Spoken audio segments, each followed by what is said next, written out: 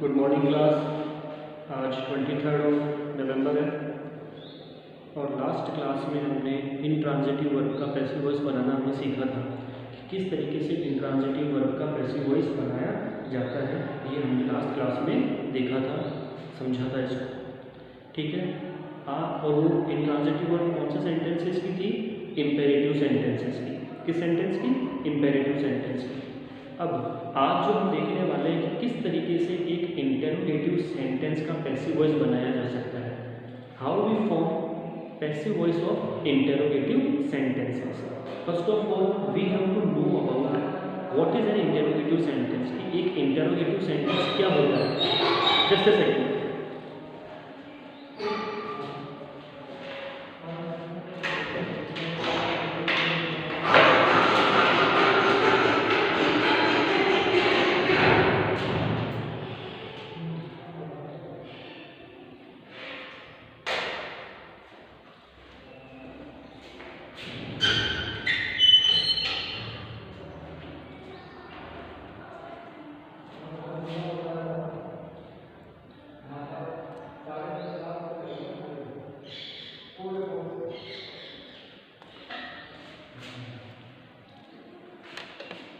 एक second class.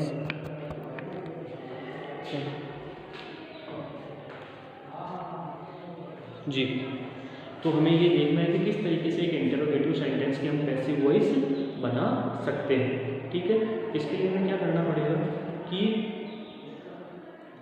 सबसे पहले हमारे को ये जानना पड़ेगा कि एक इंटरोगेटिव सेंटेंस हम कहते हैं किसे। What is an interrogative sentence. एक इंटरोगेटिव सेंटेंस आखिर होता क्या है। देखो, इंटरोगेटिव सेंटेंस का मतलब होता है प्रश्नवाचक वाक्य। जिन वाक्यों से प्रश्न पूछे जाते हैं, जिन सेंटेंसेस से प्रश्न पूछे जाएंगे वो कैसे सेंटेंस होंगे? इंटरोगेटिव सेंटेंस होंगे, ठीक है। अब देखो, मैं आपके सामने दो क्वेश्चंस रख रहा हूँ। मैं आपके सामने दो क्वेश्चंस रख रहा हूँ और उसका आपको जवाब, वैसे आपको वीडियो में मिल जाएगा उसका जवाब, लेकिन जब मैं क्वेश्चन पूछूँ तब आपको अपना वीडियो पॉज करना है, खुद ही उनका जवाब देना, ठीक है। बहुत सिंपल से क्वेश्चन है। पहला क्वेश्चन है, are you playing chess. First question क्या है हमारा? Are you playing chess. और दूसरा क्वेश्चन है, व्हाट इज योर नेम। पहला क्वेश्चन है आर यू प्लेइंग चेस और दूसरा क्वेश्चन है व्हाट इज योर नेम। अब देखो, इन पूछे दोनों में क्वेश्चन है। फर्स्ट तो था आर यू प्लेइंग चेस और लास्ट में साइन ऑफ इंटरोगेशन, और सेकंड है व्हाट इज योर नेम और लास्ट में क्या है? Sign of interrogation. अब जो फर्स्ट वाला जो क्वेश्चन है उसका आंसर मुझे क्या देना पड़ेगा?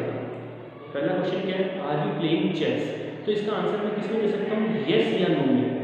अगर मैं चेस खेल रहा हूँ तो मैं येस बोल दूंगा, और अगर मैं चेस नहीं खेल रहा हूँ तो मैं क्या बोल दूंगा? नो बोल दूंगा। तो मतलब पहले तरीके के क्वेश्चन कौन से हुए जिनका आंसर किसमें मिलता है? येस या नो में। Are you going to Kota, yes या नो, ठीक है। समझ में आई मेरी बात। दूसरा क्वेश्चन मैंने ये पूछा था व्हाट इज योर नेम।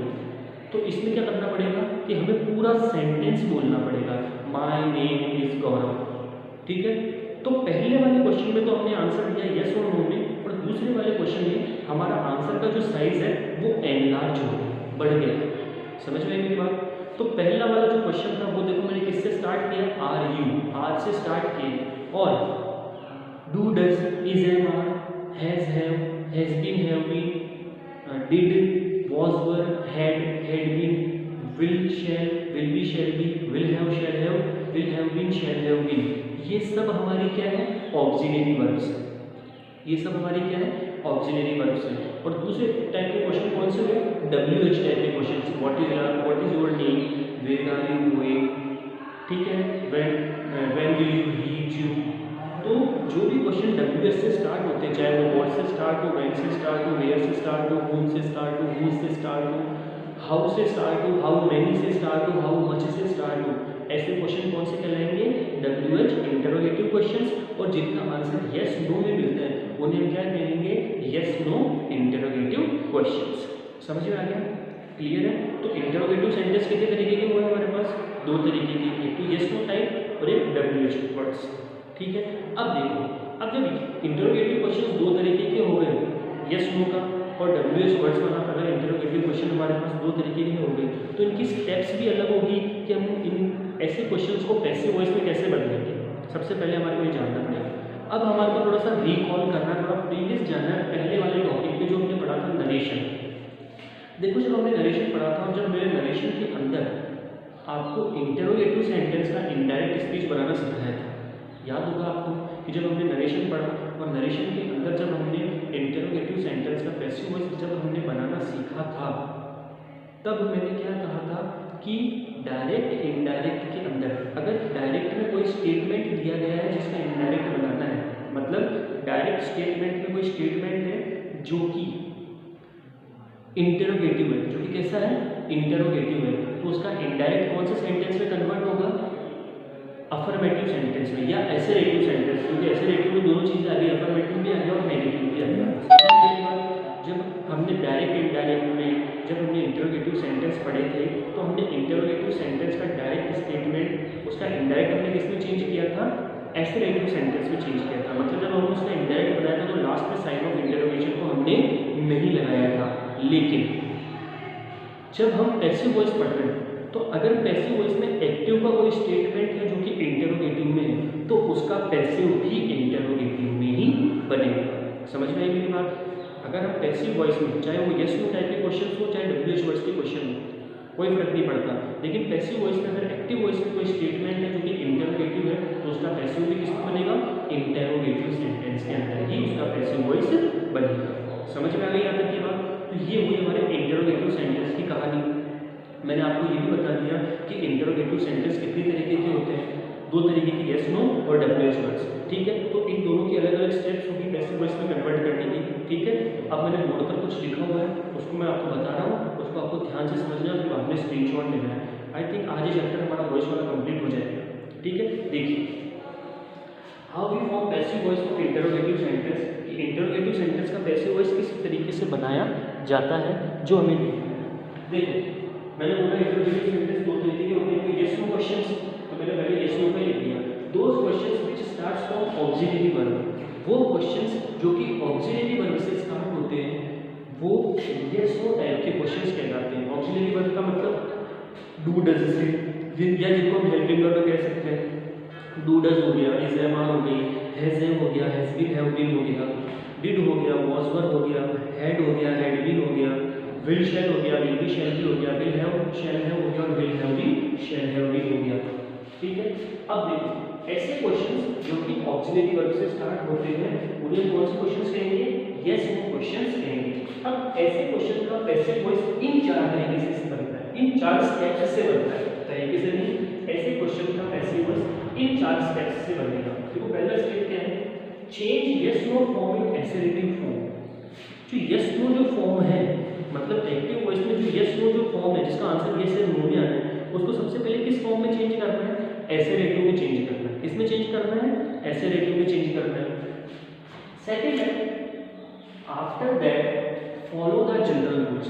जो जनरल रूल्स हैं कि एक्टिव का जो सब्जेक्ट होगा वो पैसिव का ऑब्जेक्ट बनेगा, एक्टिव का जो ऑब्जेक्ट होगा वो पैसिव का सब्जेक्ट बनेगा, मतलब जो जनरल रूल्स हैं मेन वर्ब की थर्ड फॉर्म लगानी, उनको हमें क्या करना है, फॉलो करना है। समझ में आ गया जनरल रूल्स का मतलब? ठीक है, तीसरा, put the auxiliary verb used in passive form before subject. Passive form में जिस ऑक्सिलरी वर्ब का हमने यूज किया है, पैसिव फॉर्म में जिस ऑक्सिलरी वर्ब का या जिस हेल्पिंग वर्ब का हमने यूज किया है उसे सब्जेक्ट के पहले लिखना है।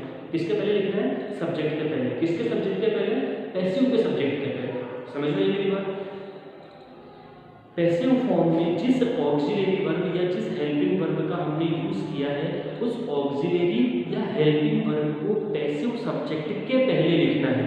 ठीक है, और सेंटेंस के अंत में हमें क्या लगाना है, साइन ऑफ इंटरोगेशन का साइन लगाना है। देखो ये थर्ड वाला जो स्टेप है इसका मतलब क्या हुआ, जो मैंने अभी आपको बात बताया कि अगर एक्टिव के अंदर कोई स्टेटमेंट इंटरोगेटिव में है तो उसका पैसिव भी किसमें बनेगा, इंटरोगेटिव में बनेगा। और पैसिव इंटरोगेटिव में उसका कब बनेगा, जब सब्जेक्ट के पहले, मतलब पैसिव के सब्जेक्ट के पहले हम ऑक्सिलरी वर्ब को लगा देंगे और सेंटेंस के लास्ट में हम साइन ऑफ इंटरोगेशन को लगा देंगे। समझ में आई मेरी बात? अब आप इसका स्क्रीनशॉट ले लीजिए, फिर हम इसका एग्जांपल करते हैं।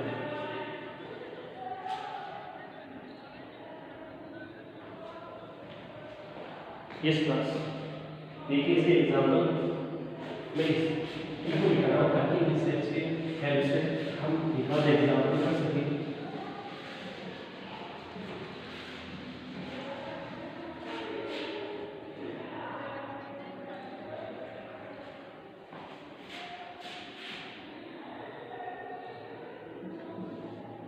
Does he write a letter? ये हमारे पास एक्टिव का स्टेटमेंट है। Does he write a letter? अब इसको 4 स्टेप्स से हमें करना है। फर्स्ट है change yes no form in assertive form. देखो does he write a letter, क्या वह एक पत्र लिखता है, मतलब प्रेजेंट इंडेफिनिट का इंटरोगेटिव सेंटेंस हो गया, प्रेजेंट इंडेफिनिट का इंटरोगेटिव सेंटेंस हो गया। अब देखो यहाँ पर कहीं पर भी नॉट का यूज नहीं है, मतलब नेगेटिव सेंटेंस नहीं है, तो हम इसको किससे चेंज करेंगे? एसरेटिव का मतलब क्या होता है? अफर्मेटिव और नेगेटिव दोनों। लेकिन यहाँ पर कहीं पर भी नॉट का यूज नहीं है, तो नेगेटिव वाला पोर्शन नहीं, तो क्या बच गया? अफर्मेटिव। अब इसका अफर्मेटिव कैसे बनेगा? देखो इसका अफर्मेटिव कैसे बनेगा? He writes a letter। ठीक है, प्रेजेंट इंडेफिनिट का ये इंटरोगेटिव स्टेटमेंट है और ये प्रेजेंट इंडेफिनिट का अफर्मेटिव सेंटेंस बन गया है। क्योंकि यहाँ पर नॉट का यूज नहीं है, इस वजह से हम नेगेटिव सेंटेंस का यूज नहीं करेंगे, क्योंकि एसरेटिव का मतलब क्या होता है? अफर्मेटिव और नेगेटिव दोनों। ये वाली स्टेप कंप्लीट हो गई। इसके बाद क्या है? After that follow the general rules. Passive voice के जनरल रूल्स, किसके रूल्स? पैसिव वॉइस के जनरल रूल्स को हमें क्या करना है? अब फॉलो करना है। पैसिव वॉइस के जनरल रूल्स को क्या करना है? फॉलो करना है। देखिए पैसिव वॉइस के जनरल रूल्स मतलब एक्टिव का जो सब्जेक्ट होगा, ये भी एक्टिव का ही है यार, ये भी एक्टिव का ही। एक्टिव का जो सब्जेक्ट होगा वो पैसिव का ऑब्जेक्ट बनेगा, और एक्टिव का जो ऑब्जेक्ट होगा वो पैसिव का सब्जेक्ट बनेगा। तो यहाँ पर ये तो क्या बन गया? एक्टिव का सब्जेक्ट है यहाँ पे, ठीक है। ये है मेन वर्ब की फिफ्थ फॉर्म, और ए लेटर है हमारे पास एक्टिव का ऑब्जेक्ट। समझ में आया? ए लेटर हमारे पास क्या है? एक्टिव का ऑब्जेक्ट। ठीक है, स्टेप फर्स्ट हमारी कंप्लीट हो चुकी है, इसलिए इसको रब करता हूँ। अब देखिए आगे देखिए, एक्टिव का सब्जेक्ट पैसिव का क्या बनेगा? ऑब्जेक्ट, और एक्टिव का ऑब्जेक्ट पैसिव का क्या बनेगा? सब्जेक्ट। तो बनाओ अ लेटर। ठीक है, राइट्स। ठीक है, अब देखो यहाँ पर क्या है? राइट्स है। अब देखो याद करो, हमने 12 नियम लिखे थे जब एक्टिव वॉइस हमने बनाया, चार्ट बनाया था प्रेजेंट इंडेफिनिट का। ये उसमें फर्स्ट वाला रूल था कि अगर डू डज के साथ वर्ब की फर्स्ट, अगर डू डज के साथ वर्ब की फर्स्ट फॉर्म आती है, या डायरेक्ट ही वर्ब की फिफ्थ फॉर्म आती है। कौन सी फॉर्म आती है? फिफ्थ फॉर्म आती है, तो हम उसको किस में चेंज करेंगे? इज ए मान। याद रखो पहले रूल है, ठीक है। तो अ लेटर, एक लेटर तो हम क्या लिखेंगे? इज, क्योंकि पैसिव वॉइस बनाना है, इस वजह से मेन वर्ब की थर्ड फॉर्म, राइट की थर्ड फॉर्म होती है रिटन।